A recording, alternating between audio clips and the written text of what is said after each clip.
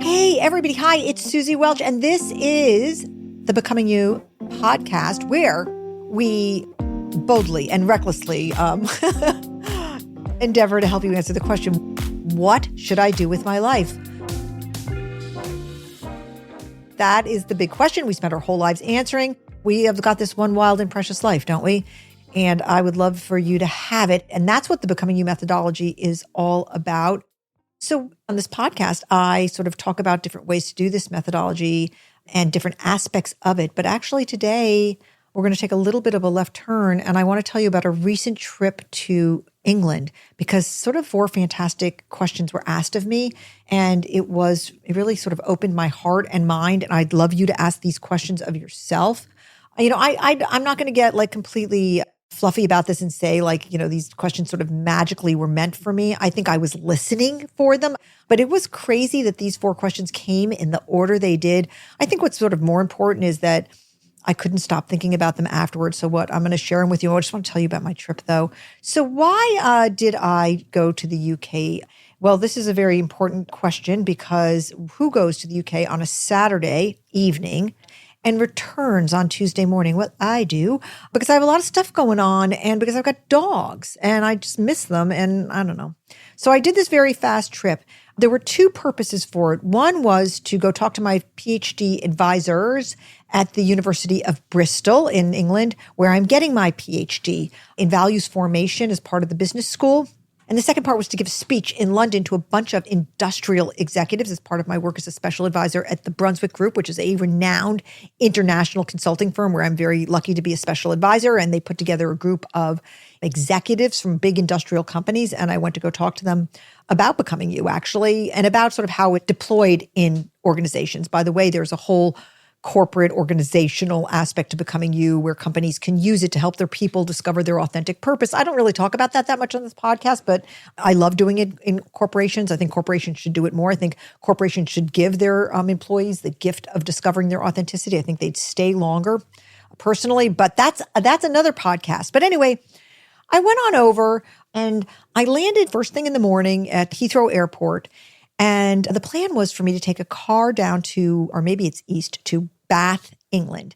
Why Bath, England, you ask? And the answer is that is where my thesis advisor lives. And as this was Sunday, I was meeting him at his house to talk about my thesis.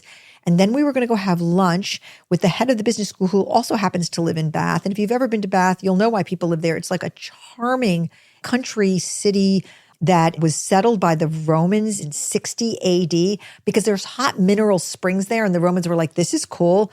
We own England. Let's build a walled city here and enjoy the baths. It's extremely beautiful, but it's also kind of a suburban outpost for Bristol, which is a really big city of 600,000 people. And that's where the university is. But on Sunday, I was going to go over to see my thesis advisor, but there was a small problem, which was that I sort of miscalculated when my plane was going to land. And also my plane landed early. And also since it was first thing in the morning, there was no traffic. And I got to Bath 2 hours before I was supposed to meet with my thesis advisor. And I've done inappropriate and kind of obnoxious things before in my life, but knocking on my thesis advisor's door at 9 a.m. on a Sunday just felt like a little bit outside the lines even for me. So I'm in the car and I realize I've got 2 hours to kill in Bath, England. And this is different than, say, having to kill 2 hours in London, but it's a Sunday morning, okay? And I have to tell you that without a moment's pause, I just Googled churches in Bath, England with services at 9:30.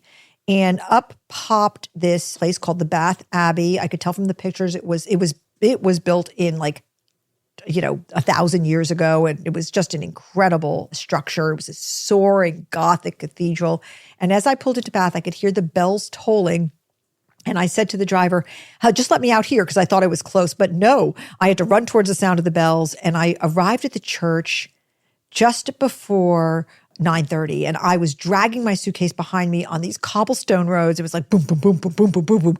And I'm completely out of breath. Remember, I had just been flying for 5 or 6 hours and then been in the car for 2 hours, but I was going to make it to that service. And the bells were really beautiful.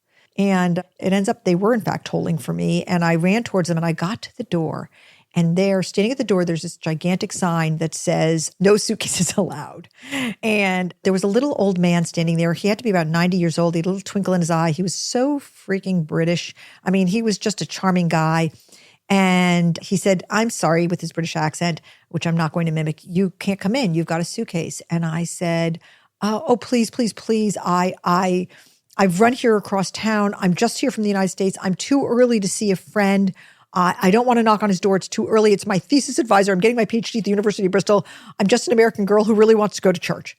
And he said, hold on a minute. And he went inside the church and he brought out a woman who was just as old as he was.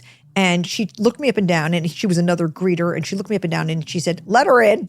And I looked, just like exactly what I was, which was a frazzled American tourist who wanted to go to church. And then as I was walking in, the bloke, said to me, so what brings you here? And I said, well, I have this PhD thesis and I'm meeting my thesis advisor on a Sunday. And he kind of looked at me like this was an inadequate answer. And then church was starting and the music was insane. It was just beautiful. The choir was coming in and I sat down with my suitcase at my feet and I had a very beautiful experience. It was actually sort of a very holy kind of ancient experience. And this is not to go on and on about my faith. Everybody has a right to whatever they want to do. It happens to be that it's important to me. It was a beautiful hour, but oh my God, I kept coming back to this question. What brings you here? It was a funny question, wasn't it? What brings you here? And I thought, what brings me here? Like I could have done anything with those 2 hours. I could have found a little coffee shop and gotten a delicious British scone. I could have picked up a copy of The Guardian and found out what was going on in The Guardian, which is always good for a laugh because that's a crazy, crazy newspaper. I could have gone sightseeing. There's many, many beautiful sights and I wanted to see them. I could have found a quiet park and I could have made phone calls to friends. But I was brought there to this hard wooden bench with a bunch of people who are strangers, but not really strangers, just fellow pilgrims, to sort of hear about my, as I like to put it, my radical imperfection. I was called to be reminded of that's what happens in church, by the way. I was called to be reminded of my flaws. And there was the sermon was about sin and I'm used to it, like where we are falling short. I needed to hear it. I need to be reminded. I think I constantly need to have some humble pie and be reminded to be more humble and to not let anything make me believe that I'm more than I am. I need that. And what brought me there was knowing myself, knowing who I was and who I want to be. I know myself well enough to know that I need to be told that once a week. And I know who I want to be, which is a person who is not the worst version of myself, but the best. And I need a guide for that. Everybody has their own guides. This happens to be mine, no judgment. And so that question, what brings you here, was very profound. And I think actually it's one we can all ask ourselves when we're sitting someplace. We're sitting at our desk, we're on the subway, we're waiting for a kid, we're on our way something. What brings me here? What were the values that brought me here? I happen to have this value that in Becoming You we call cosmos, which is basically a higher power or God or spirituality as a life organizing principle. And that's what brought me there, was my value of cosmos. And, if you are sitting waiting in your car right now for your kid to get out of soccer practice and you maybe have given up your career for that, maybe what brought you to that where you are at this moment is the value of family centrism. Maybe it's the value of belonging, but there's some value. We are all someplace, very rarely by accident. A value brought us there. And that was that moment. And I loved that question. And frankly, if that had been the only question that had sort of been asked of me along the way, I would have thought, wow, what a profound thing that was. And then after church ended, I got out my handy dandy Google Maps and I found the map and I walked, pulling my suitcase behind me on the cobblestone streets, a mile and a half to my advisor's very charming, 18th century row house. I came in, this is crazy. I had to go to the bathroom. He said, it's on the 3rd floor, which shows you how old the house was. And we sat in his kitchen and we talked about my thesis. And I felt very encouraged. He's so smart. He really helps my thinking. And then we went out to lunch. Well, that was at 7 a.m. my time, but it was noon their time. And for the first time in my life, I had a bottle of wine at 7 a.m. Very underrated. It was a wonderful experience. We had a really good time and we talked more about my thesis. Okay. So the next question was interesting. It came The next night, I got to London. I did a little walking tour of London. I went to the National Portrait Gallery, and it was unfortunately closed, but I wanted to get in. But anyway, I then went off to give my speech to the industrialists. This was in a restaurant. There was a private dining room. I put on a fancy pants dress, and they were a wonderful group of people who run big, gritty, grimy industrial companies in England. They'd been gathered to hear me speak, and I gave my talk, and I talked about becoming you. I talked about purpose in organizations and retention. It was like a true corporate-y kind of speech. But then after I was done, people stayed and mingled. It was interesting. It was a great feeling in the crowd. And I was talking to a lot of the executives there. And then I noticed that there was a woman who kept on moving one seat closer and closer to me. And finally, she was close enough to me to ask her question, which it seemed that she had wanted to be asking me. I thought it was going to be something about business. And instead, she leaned in very closely and she said, "What drives you?" And I was like, oh my God. I said, how much time do you have? And I said, I happen to know the answer to that question because I teach this class and I've taken a lot of tests and I do know what drives me. I'm what's called an achiever. I'm driven by validation. I need to feel validated all the time. And she said, no, really, what drives you? And it was interesting because I gave her the very technical answer. And I think that answer that I gave her was really true kind of 5 or 10 years ago, or when 20 years ago after I was fired from HBR, I needed to be revalidated. And so I like to hear the cheers and the claps. But as I've gotten older and wiser, it's less about that. Something else is driving me. And she just looked at me very expectantly. And I said, I have to think about it for a second. And she said, oh, come on. And I said, honestly? And she said, yes. And I said, I think it's love. And she said, really? And I think she thought I was going to say something like, I have a boyfriend, which I don't. And I said, I love the people who I meet doing Becoming You. I feel so close to them. I feel empathy for them. And there's something I can't describe. I do believe it's love. And I want more of it. And she said, okay.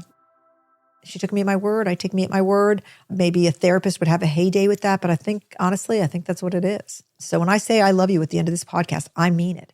And to answer that question, I think that's what it is. But I want to just back up for a second and say, that is the question when we must ask ourselves.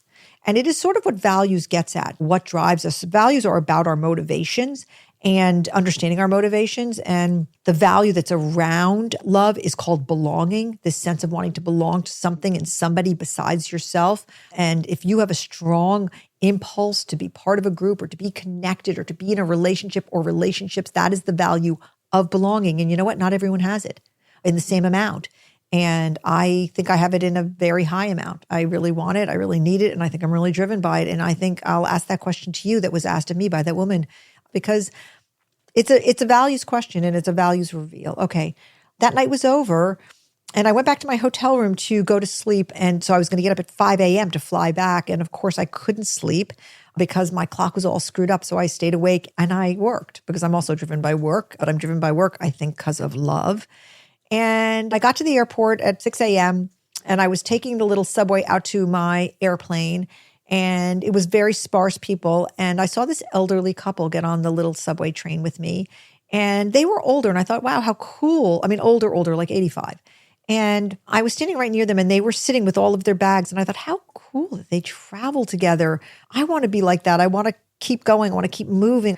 They were adorable. And then, I'm sorry, but I sort of couldn't take my eyes off of them. And then a funny thing happened. She grabbed his hand. She took his hand and he squeezed her hand. And then they kind of did this thing with their hands that suggested to me that this was something that they do with each other all the time. It was like a weird gesture where they squeezed, lifted, and then dropped their hands. And it reminded me right at that moment of how Jack and I used to do this thing where we used to have our open hands and we would touch our fingertips to each other. I know, please don't cringe, but every couple has stuff like this, okay? Every couple has some weird thing that they do. Like Jack and I had this thing where one of us said, I love you. The other person would always, invariably, constantly, invariably say, you don't know what love is. Okay. We said this to each other and it used to drive the kids crazy. So that if they heard one of us say to each other, I love you, they would all shout simultaneously, you don't even know what love is. Okay. So every couple has this stuff. And I saw them do one of these things and I was looking right at them and I smiled at what they were doing, at the memory of marriage and love and intimacy. And the woman caught my eye and she looked right at me and she said to me, Who do you miss? I almost died. There must have been an expression on my face that I was looking at her with more than just sort of like a vague, friendly smile in passing. I must have had some expression because she read my mind. And I said back to her, him. And she just nodded at me. And I think that, I don't know, at that point I was really in receive mode for questions. And I thought, how amazing that she knew what was going on and how amazing that she just reached across the broad aisle of strangerhoodness to be intimate with me. And in that moment, and I also think this question, who do you miss, is a very big one, not for everybody who's just experienced loss, as big loss, significant loss, but even for anybody who has not. We miss people and things from our past. We have a certain nostalgia. It's important, I think, to enter that and access it and understand it. Did we give up a value? Did we give up something we really needed? Why? So I got off and I thought, well, 3 questions would be quite enough. I was kind of staggering at that point. I got onto the plane and I thought, I am definitely sleeping on this plane because when I get home, I've got to write a lecture and I had a lot of things to do and it had to be like a very, very productive day. And I got into the plane and I was ready to put the blanket up over me and plane was just about to take off. And I thought, oh, darn, I'm really thirsty. I'm not going to be able to sleep unless I get some water. So I bing, and the flight attendant came over and he kneeled down. I don't know why. He kneeled down, maybe because he couldn't hear me. And he said, hi. And I said, hi. And before I could say, can I get some water? He said, is this the end of your travels? It's like, what is going on here? And I said, no. Well, yes, I guess, technically I'm going home. But my first answer was no. And I love this question. I love it. He really asked that, okay, is this the end of your travels? And the answer is no. Please ask yourself that question. Is this the end of your travels? And maybe it is. Maybe you're in this perfect place and you don't want to travel anymore. I have friends like this. I have a sister like this. She's in a beautiful, perfect place. She's a perfect marriage, a long time perfect marriage. She and her husband are very happy. They're satisfied. They're content. And it is. I mean, I hope they live for another 40 years, but they're not looking or seeking or searching anymore. They're living, they're existing, they're hovering in their moment. I am not done traveling. And my guess is that if you're listening to this podcast, maybe you are not also, that we are still traveling. We are traveling on this road to becoming you. The editor of my book, Hollis Heimbeck, the great Hollis Heimbeck, said to me, the thing about the way you think about becoming you, Suzy, is you're all about the ing. You're all about the becoming you. And I said, that's so true. I mean, this is, to me, the eternal journey, the nonstop journey. It's over when it's over. But until then, you are still becoming you. And this question, are your travels over? God, I hope not. And if they are over, then I hope it's because you are in your area of transcendence and it is so good and so sweet and so satisfying that you want to hover there and your travels are over in the most beautiful and best way. But if you feel like they're over and you're not feeling that and it's not good, then don't give up. Don't stop. Keep going. I've had people write me all the time saying, is it too late? Is it too late to do this? Is it too late to do that? It is never too late, okay? And that's part of why I love Becoming You, because it is the methodology for the way forward when you feel like you have tried everything else. You have not yet tried Becoming You. And I invite you to do that. And I just had such a journey with those 4 questions, okay? You think about this first one, what brings you here? And I thought about my value of cosmos and the need to be reminded again and again of who I am and who I want to become. And then that next question, what drives you? Yeah, heck yeah, better be accessing that and understanding it so that I can stay on the right road for me and to make sure that my motivations are the right ones and ones that I'm proud of and I'm okay with and aligned with. And then to be saying, who do you miss? Was this, there was just something about it. I mean, not just the question, but the fact that somebody was willing to be intimate and vulnerable with me in a subway in London and to recognize my humanity just from some kind of expression on my face, an idea that we would just recognize each other's humanity when we could. What a gift she gave me. And then finally, Dougie, the flight attendant who said, are your travels over? Allowing me to reflect that they are not over yet. I don't know if they ever will be. I sort of love the journey. I'm along on the journey with you, and you are with me. And I love that we are fellow travelers, fellow pilgrims. So those 4 questions really stayed with me on my trip to England. I hope you ask them of yourself. If you have any answers to them, tell them to me in my DMs. That's how you usually write me in my DMs of Instagram or find me on LinkedIn. I picture you in my mind when I'm doing this podcast, and I have so much love for you, and I'm so glad you're here. Come back again next week. I hope you're having a great week. If you're not, I hope it gets better. And until we meet again, keep on becoming you.